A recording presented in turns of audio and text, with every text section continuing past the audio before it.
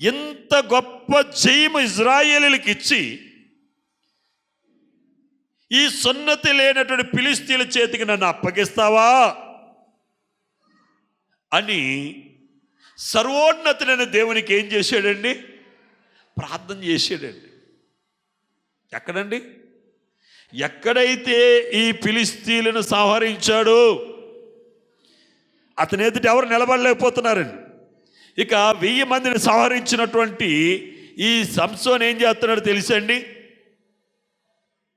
సొమ్మసిల్లిపోయిన వాడై మోకాళ్ళ మీద ఉండి సర్వోన్నతుడైన దేవునికి ఏం చేస్తున్నాడండి?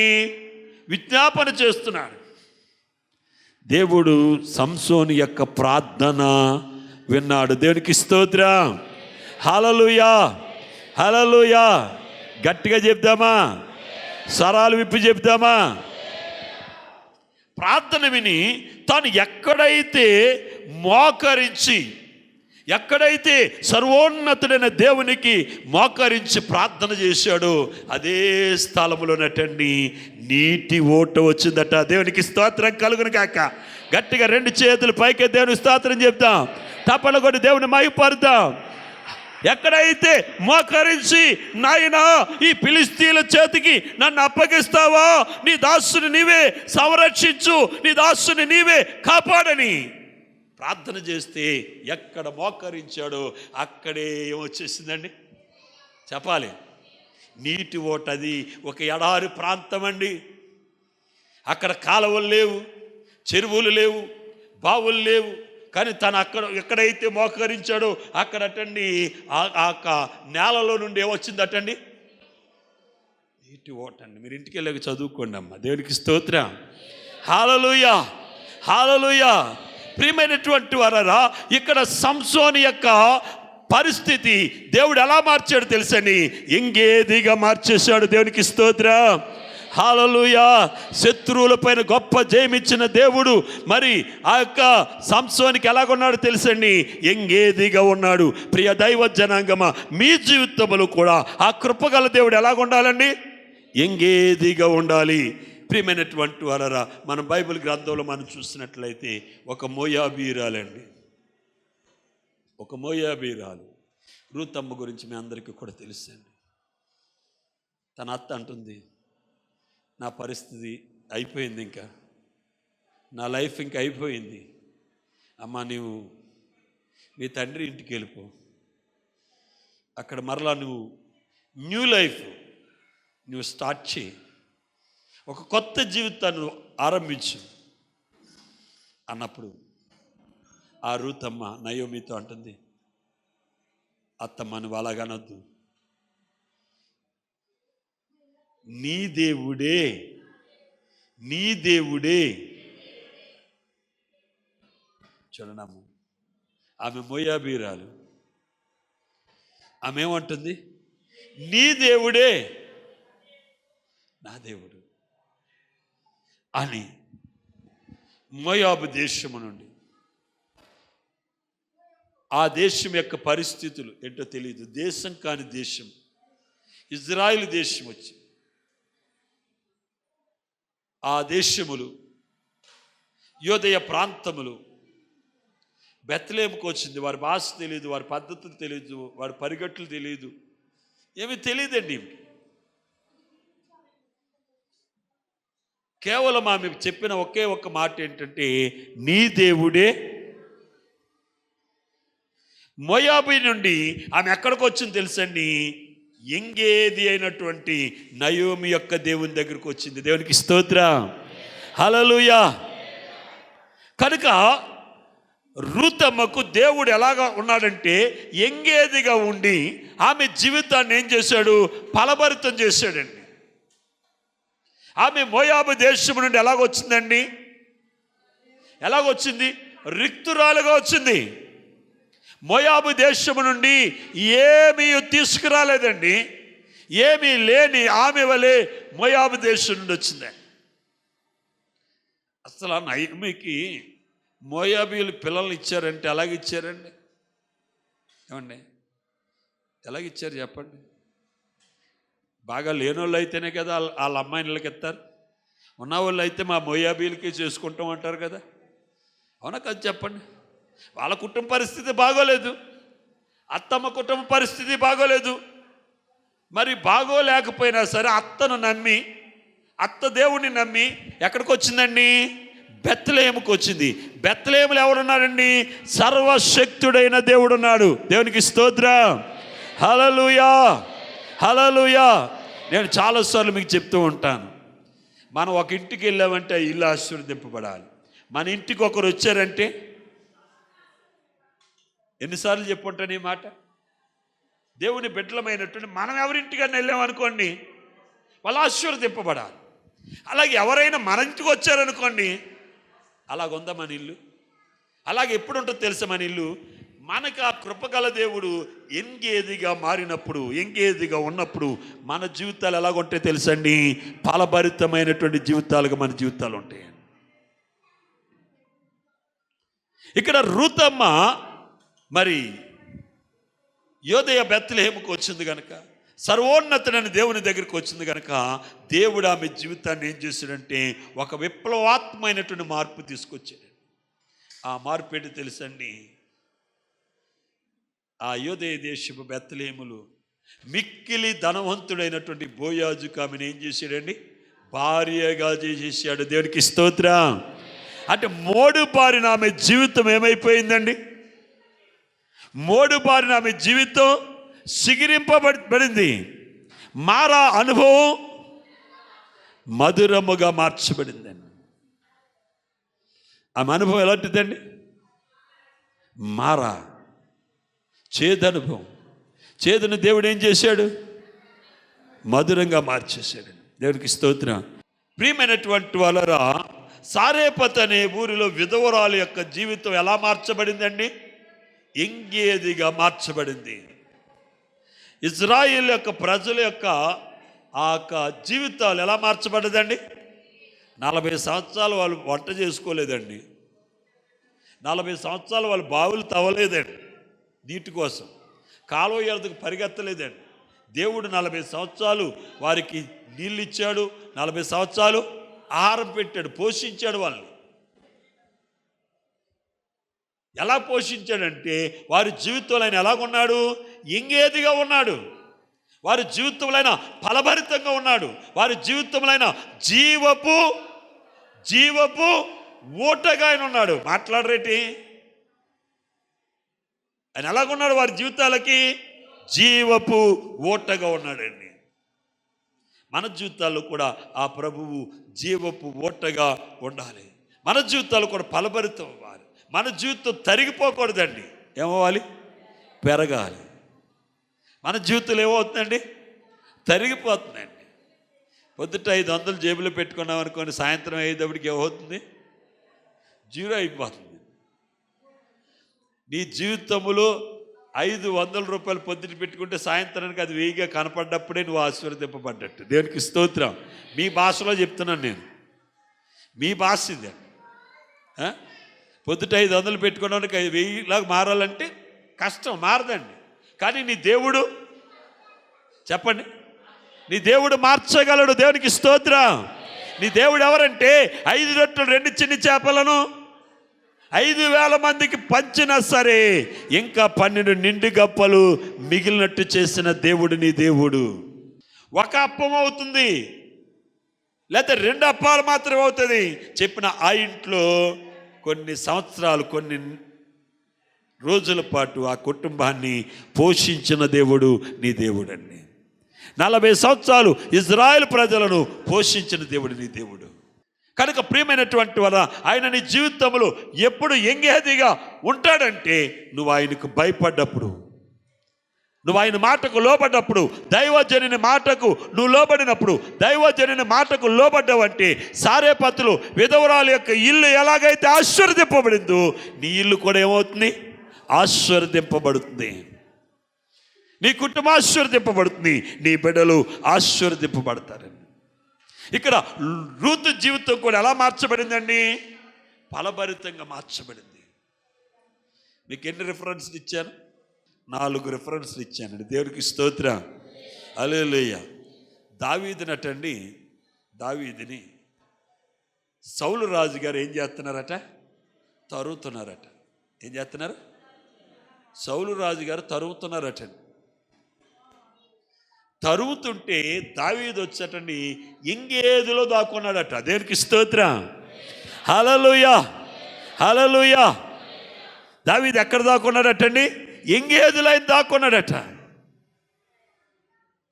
దావీదు ఒక కీర్తన పాడతాడు, నా కొండ నీవే, నా కోట నీవే, నా కొండ నీవి, నా కోట నీవి, నా అండ నీవి, నా దాగుచోటు, నా దాగుచోటు. చెప్పాలి గట్టిగా, నా దాగుచోటు నీవే. మరి ఎవరు తరుముకు వస్తున్నారటండి? సౌలు తరుముకు వస్తున్నాడట. సౌలు తరుగుతుంటే దావీదు ఎంగేదిలో ఉన్నాడట, దాక్కున్నాడట. ఎంగేదిలో దావీదు దాక్కున్నాడన్న విషయం అటండి ఎవరికి తెలిసిందట? చెప్పండి. సౌలుకి తెలిసిందటండి. దావీదుని పట్టుకోవడానికి ఎక్కడికి వచ్చాడటండి? ఎంగేదిలోకి వచ్చాడటండి. ఎంగేదిలోకి వచ్చినటువంటి మరి సౌలు ఉన్నాడు చూడండి. సౌలు ఎంగేదిలోకి వచ్చి దావీదుకు చిక్కిపోయాడటండి. ఎలా చిక్కాడో తెలుసండి? మొదటి సమూయేలు 24వ అధ్యాయం మొదటి వచనం చదువు. తిరిగి రాగా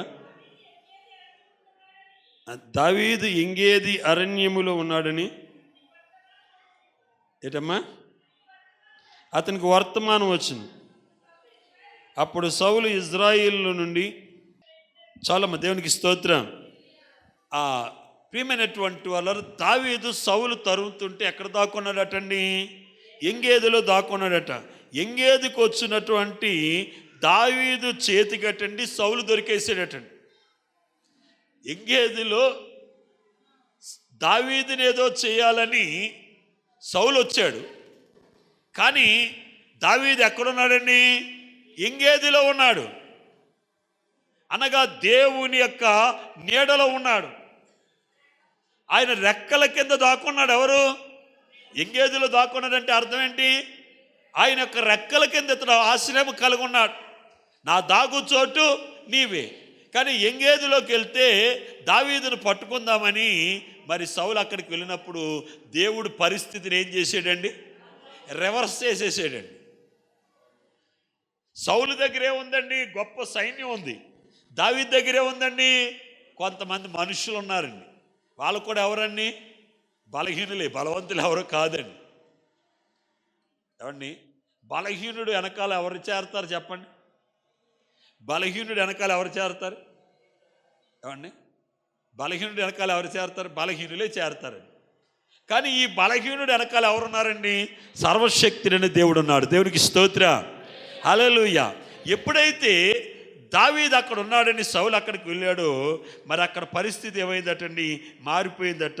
దావీదు కటండి ఇతడు దొరికిపోయాడట. 4వ వచనం చదవండి. నీ శత్రువుని నీ చేతికి అప్పగించినని యెహోవా నీతో చెప్పిన దినము వచ్చినని దేవుడు వాగ్దానం చేశాడు. మనకేమని వాగ్దానం చేశాడు? నీ శత్రువుని నీ పాదపీఠంలాగా చేస్తాను, నీ శత్రువుని నీ చేతికి అప్పగిస్తాను. నిజంగా మన శత్రువు మనకి చేతికి దొరికాడంటే మనం ఏం చేస్తాం చెప్పండి? చెప్పండి అమ్మా. మన శత్రువు మన చేతికి దొరికాడు అనుకోండి, భలే దొరికాడు రా బాబా, ఏం చేస్తాం చెప్పండి? భలే దొరికేళ్ళని మనం ఏం చేయాలనుకున్నామో అది చేసేస్తాను. కానీ దావీదుకి అతని శత్రువు అయినటువంటి సౌలు ఏం చేయాలనుకున్నాడు? దావీదుని కొట్టాలో తిట్టాలో లేకపోతే దావీదు ఆస్తులు లాక్కోవాలనుకున్నాడు. దావీదు యొక్క ప్రాణాన్ని తీయాలనుకున్నాడు. ఎవడైనా మన ప్రాణం తీయాలనుకున్నాడు అనుకో, మనం ఏం చేస్తాం? ముందే ఆడి ప్రాణం తీసేద్దాం అనుకుంటాం. అంతేగా చెప్పండి? అవునండి. మన ప్రాణం ఎవరైనా తీసి చూసాడనుకోండి, రారా బాబా నా ప్రాణం తీసుకోరా బాబా అని ఇలాగ నుంచుంటామా? నుంచో కదండి. ఏమండి? అమ్మ ఎస్తేర్ గారు ఏం మాట్లాడట్లేదు. దేవునికి స్తోత్రం. చాలామంది మనుషులు ఎక్కడ ఉన్నారు కానీ మనసులు ఎక్కడ ఉన్నాయి. మనుషులు మనసు ఒకే చోట ఉన్నామండి. దేవుని సన్నిధిలో ఉన్నాం మనం. ఇల్లు ఏమైపోదు, అన్నీ ఎక్కడున్నాయి అక్కడే ఉంటాయి. ఒకవేళ ఏదైనా అయినా దానికి 2 అంతలు ఇచ్చే దేవుడు మన దేవుడు. దేవునికి స్తోత్రం. హల్లెలూయా. మనం దేవుని సన్నిధిలో ఉన్నప్పుడు ఏదైనా నష్టం జరిగిందనుకోండి, ఆ నష్టానికి దేవుడు ఏమిస్తాడు? డబల్గా ఇచ్చేస్తాడండి. ఎందుకంటే మనం ఆయన సన్నిధిలో ఉన్నాం, ఆయన పరిచర్యలో ఉన్నాం, ఆయన రెక్కల నీడలో ఉన్నాం కనుక దేవుడు మనల్ని సురక్షితంగా కాపాడుతాడని వాగ్దానం చేశాడు. వాగ్దానం చేస్తున్న ప్రభువు నమ్మదగినవాడు. దేవునికి స్తోత్రం. ఆయన ఎలాంటి వాడండి? నమ్మదగిన దేవుడు. ఆయన అలాంటి చిల్లరి దేవుడు కాదండి. చిల్లరి దేవుడు కాదండి. ఆయన చిల్లరి దేవుడు ఎంత మాత్రం కాదండి. ఆయన మనసున్న మంచి దేవుడు. దేవునికి స్తోత్రం. మన దేవునికి మనసు ఉన్నట్టు ఏ దేవునికి ఏం లేదండి, మనసు లేదు. అందుకే ఇజ్రాయేలు ప్రజలు అంటున్నారు, ఆయనకి సాటి అయిన వారు ఒక్కరు కూడా లేరు. ఏ ప్రజలండి? దేవుని ప్రజలు. అన్యులు, ఐగుప్తీలు అంటున్నారు, మీ దేవుడు వంటి వాడు ఒక్కడు కూడా లేరు. అవును, ఆయన వారు ఈ సృష్టిలో ఒక్కరు కూడా లేరండి. ప్రియమైనటువంటి వారా, ఇక్కడ మనం చూసినట్లయితే సౌలు దావీదు చేతికి అప్పగింపబడ్డప్పుడు దావీదు ఏం చేస్తున్నాడో తెలుసండి? సౌలు యొక్క వస్త్రములు చిన్న మొక్క కోసాడట. ఎందుకు ఈ మొక్క కోసాడంటే సౌలు ఇంటికి వెళ్ళాక చూసుకుంటాడు కదా, నా వస్త్రం కోసేసి ఉందని. అయితే నేను దొరికినా సరే నన్ను ఏం చేయకోకుండా అతను ఏం చేశాడు? అతను అంటున్నాడటండి, ఏమంటున్నాడు? దావీదు చుట్టూ ఉన్నటువంటి జనులు, ఇదిగో నీకు వాగ్దానం చేసిన దేవుడు నీ శత్రువుని చేతికి అప్పగించాడు, నీకేది ఇష్టమైతే అది చేసుకోమన్నప్పుడు అతను ఏమీ చేయకోకుండా క్షమించి వదిలేసాడండి. వదిలేసి ఏమంటున్నాడు తెలుసండి? రాజుగారు దూరంగా వెళ్ళిపోయాక, ఓ మహారాజా, దేవుడు నిన్ను నాకు అప్పగించినా సరే నేను నిన్ను విడిచిపెట్టాను. కారణం ఏంటంటే నీ ప్రాణము తీయటం నా ఉద్దేశం కాదు. ఎందుకు నా ప్రాణం తీయాలనుకున్నావు అది నాకు అర్థం అవట్లేదు. కనుక దయచేసి నీ దాసునైన నన్ను కనికరించయ్యా అని మొరపెడుతున్నాను. ఎవరికి? సౌలుకి అండి. ఎవరు? దావీదు. అంటే ఎంగేదిలో ఉండుటను బట్టి అతనికి క్షమించే గుణం వచ్చింది, కనికరించే గుణం వచ్చింది, శత్రువును కూడా ప్రేమించే గుణం వచ్చింది. ఇది ఎక్కడుంటే దొరికింది అతనికి? ఎంగేదిలో ఉండుటను బట్టి, అంటే దేవుని యొక్క రెక్కల కింద ఉండుటను బట్టి. మన జీవితాలు మార్పు లేదంటే, మనం మారట్లేదంటే, శత్రువును శత్రువుగానే చూస్తున్నామంటే మనం ఏ అనుభవంలో లేము? ఎంగేది అనుభవంలో లేము. దేవునికి స్తోత్రం. మనము ఎంగేది అనుభవంలోనికి మనము మార్చబడాలి. దేవుడు ఆ రీతిగా మనలను మార్చునుగాక. ప్రియమైనటువంటి వారరా, ఒకసారటండి యెహోషువపాతు మహారాజుగా ఉన్నప్పుడటండి, అతడు దేవుని ప్రజలను ఏలుతున్నప్పుడు, ఇజ్రాయెల్ని పరిపాలిస్తున్నప్పుడు అటండి, ఫిలిస్తీయులు, అమోనీయులు, ఇత్తీయులు, ఇవ్వీలు వీళ్ళందరూ కూడా దండుగా వచ్చేసారటండి. ఎవరి మీదకి? యెహోషువపాతు మీదకండి. ఎవరి మీదకటండి? యెహోషువపాతు మీదకి, అతని రాజ్యం మీదకి ప్రజలటండి చాలా దండుగా గుంపులుగా వచ్చేసారటండి. వచ్చేసి వీళ్ళు ఎక్కడ దిగారట తెలుసండి? ఎన్గేదిలో దిగారటండి. ఎక్కడ దిగారు? ఎన్గేదిలో దిగారటండి. ఎవరు? శత్రువులండి. అంటే ఎన్గేదిని ఎవరు స్వాధీనపరుచుకున్నారు? శత్రువులు స్వాధీనపరుచుకున్నారండి. అప్పుడు యెహోషువపాతు ఏం చేస్తున్నాడటండి? దేవునికటండి ప్రార్థన చేస్తున్నాడట, ప్రభువా ఏం చేయాలో మాకేమవట్లేదు, తోచట్లేదు, మాకేదైనా నువ్వే దారి చూపించాలి అని యెహోషువపాతు ఏం చేస్తున్నాడట? సర్వోన్నతుడైన దేవునికటండి మొరపెడుతున్నాడట, ప్రార్థన. అయ్యా ఏం చేయాలి, మాకు తోచట్లేదు, మా దిక్కు, మాకు ఆశ్రయము అన్నీ నీవే అని ఆ సర్వోన్నతుడైన దేవునికటండి అతడు మొరపెడుతున్నప్పుడు దేవుడు అటండి అతనితో మాట్లాడాడట. ఎవరితోటి? యెహోషువపాతు తోటి మాట్లాడాడట. ఏమనంటే, రాజా నువ్వు భయపడొద్దు. ఏమన్నాడు? నువ్వు భయపడొద్దు, ఎందుకంటే నేను నీకు ఎలా ఉంటానన్నాడు? తోడుగా ఉంటాను. ఊరికి నువ్వు చూడు, యుద్ధమేమి మీరు చేయక్కర్లేదు. యుద్ధం ఎవరు చేస్తారని చెప్తున్నాడండి? యెహోవాయే యుద్ధం చేస్తాడు. మీరు ఊరికనే నిలిచి చూడండి అన్నారు. వీళ్ళు ఎక్కడున్నారండి? ఎంగేదిలో ఉన్నారు. వీరు ఎంగేదిలో వీరు దిగి ఉన్నారు. ఇప్పుడు యెహోషువపాతు అలా చూస్తున్నప్పుడు అటండి, దేవుడు వారితో యుద్ధం చేసి, ఎవరితోటి? అమోనీయులు, ఫిలిస్తీయులు, ఇవ్వీలు, ఇత్తీయులు, పెరిజ్జీలు, ఇలాగా వీళ్ళందరూ వచ్చేసారండి. వీళ్ళందరితో యుద్ధం ఎవరు చేశారండి? దేవుడే చేశాడు యుద్ధం అండి. ఇక్కడ యెహోషువపాతు యుద్ధం చేయలేదండి. దేవుని ప్రజలు యుద్ధం చేయలేదు. దేవుడే వారి శత్రువులతో యుద్ధం చేసి జయాన్ని కలుగు చేసి ఎంగేదిని తిరిగి ఎవరికి ఇచ్చాడండి? దేవుడు యెహోషువపాతుకి ఇచ్చాడు. దేవునికి స్తోత్రం. శత్రువుల చేతిలో ఉన్నటువంటి ఎంగేదిని తిరిగి ఎవడు సంపాదించుకున్నారని? యెహోషువపాతు సంపాదించుకున్నాడు. ప్రియ దైవ జనాంగమా, నీ జీవితంలో కూడా ఎంగేదిని నువ్వు పోగొట్టుకున్నావేమో. దాన్ని మరలా నువ్వు శత్రువుల చేతిలో నుండి దాన్ని మరలా తిరిగి నువ్వు సంపాదించుకోవాలి. దానికి ఏకైక మార్గం ఏంటంటే ప్రార్థన. దేవునికి స్తోత్రం. హల్లెలూయా. ప్రార్థన.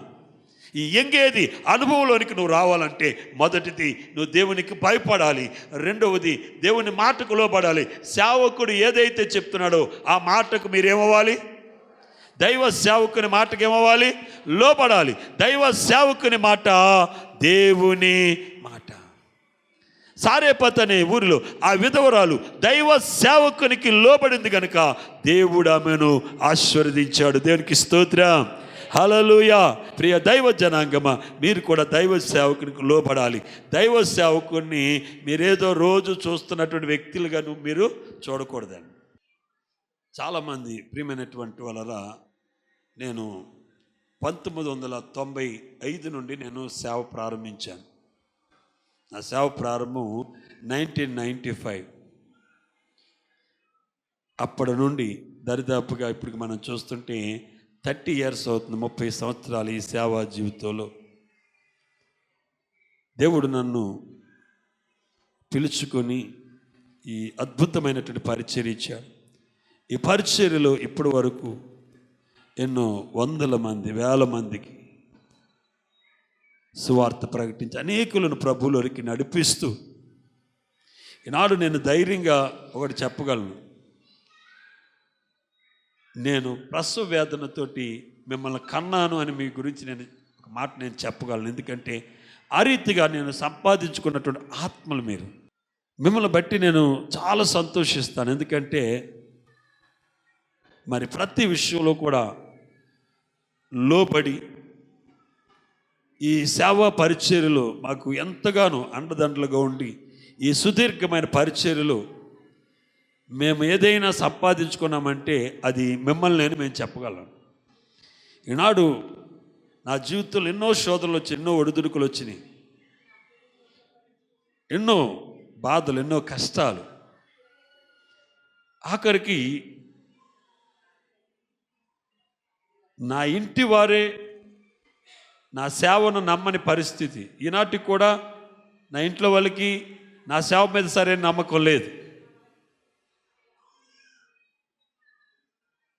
నా తల్లిదండ్రులు కూడా ఈ సేవా విషయంలో నన్ను నమ్మనటువంటి పరిస్థితి. అయినప్పటికీ దేవుడి తోడుండి పరిచర్యను ఎంత ఫలభరితంగా చేసి ఈరోజు ఎన్నో అద్భుతమైన కార్యాలు, ఎన్నో ఆశ్చర్యకరమైన కార్యాలు ఆయన జరిగిస్తున్నాడంటే ఆయన పిలుపుని బట్టి దేవునికి స్తోత్రం. హల్లెలూయా. హల్లెలూయా.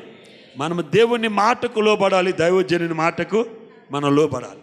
ఎప్పుడైతే దైవజనుని మాటకు లోబడ్డామో మన కుటుంబంలో ఏముంటుందో తెలుసండి? సమృద్ధి. దేవునికి స్తోత్రం. హల్లెలూయా.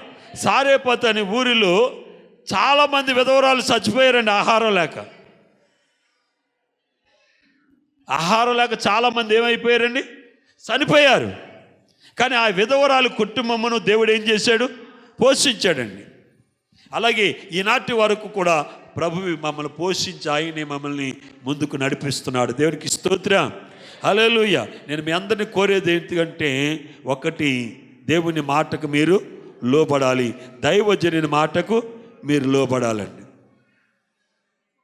దైవజనుని మాటకు మీరు లోబడ్డారంటే మీ జీవితంలో ఒక గొప్ప మార్పును మీరు చూడగలుగుతారు, గొప్ప ఆశీర్వాదాన్ని మీరు చూడగలుగుతారు, ఒక ఫలభరితమైన జీవితాన్ని మీరు అనుభవించగలుగుతారు. మీ జీవితాన్ని ఆ కృపగల దేవుడు జీవపు ఓటగా ఏం చేస్తాడండి? మారుస్తాడండి. ఓట్లో జీవం లేదనుకోండి, కొంతవరకు వచ్చాక ఆగిపోద్దండి. కానీ దేవుడు ఏమంటు ఓట అంటలేదండి. ఏ ఓట అంటున్నాడు? గట్టిగా చెప్పండి. ఆయన ఎవరిలో ఉంటే వారిలో ఏంటండి? జీవపోట. ఆయన యార్దాను నదీ తీరంలో ఉండి ఆయన ఒక మాట చెప్తున్నాడు. ఆ యార్దాను నదిలో నీళ్ళు అయిపోయినాయండి, నీళ్ళు లేవు. జనులందరూ ఆ నది వైపు చూస్తున్నారు. అప్పుడు ప్రభు అన్నాడు, ఎవడైనా దప్పికొని నీళ్ళలా నా ఎద్దుకు రండి, నేను వారికి ఊరికి నీళ్ళు ఇస్తాను. నేనిచ్చు నీళ్లు వాడి కడుపులో జీవజల నదులుగా ప్రవహిస్తాయి. దేవునికి స్తోత్రం. హల్లెలూయా, హల్లెలూయా. కనుక ఆయన నీ జీవితంలో ఒక జీవపు ఓటగా ఉండాలంటే ఆయన నీ జీవితంలో ఎలాగ ఉండాలి? ఎంగేదిగా ఉండాలండి. ఇక్కడ సంఘము అనగా ప్రియురాలు తన ప్రియుని గూర్చి చెప్తున్న మాట. సంఘానికి ఆయన ఎలాగ ఉండాలండి? ఎంగేదిగా ఉండాలి. నీకు ఆయన ఎలా కనపడాలి? ఎంగేదిగా కనపడాలి, ఫలభరితమైనటువంటి వనిగా. అలాగే జీవపు ఓటగా ప్రభు నీకు కనపడాలి. కనుక ప్రియ దైవ జనాంగమా, ప్రభు మాటకు లోబడండి. ఆ కృపగల దేవుడు మీ జీవితంలో ఒక జీవపు ఓటగా ఉండునుగాక. ఆమేన్. అందరు లేచి నిలబడండి, ప్రార్థన చేసుకుందాం. స్తోత్రం. యేసయ్యా, యేసయ్యా వందనాలయ్యా. పరిశుద్ధుడు అయిన తండ్రి, ప్రేమ కలిగిన దేవ, నిన్ను నా హృదయముతో నిన్ను స్తుతిస్తున్నా. ఇప్పటి వరకు మీరు నాతో మాట్లాడారు. ఎంగేది అనుభవాన్ని గురించి మీరు మాట్లాడారు. ప్రభా, మీరు మా జీవితంలో ఎంగేదిగా మీరు ఉండను. దావీదుకి ఎలాగైతే ఎంగేదిలో మరి నాయన ఆశ్రయం దొరికింది, నీ రెక్కల నీడను మాకు కూడా ఆశ్రయం ఇచ్చి, పగలు వెండ దెబ్బైనను రాత్రి వెన్నెల దెబ్బైన మమ్మల్ని తగలకోకండి.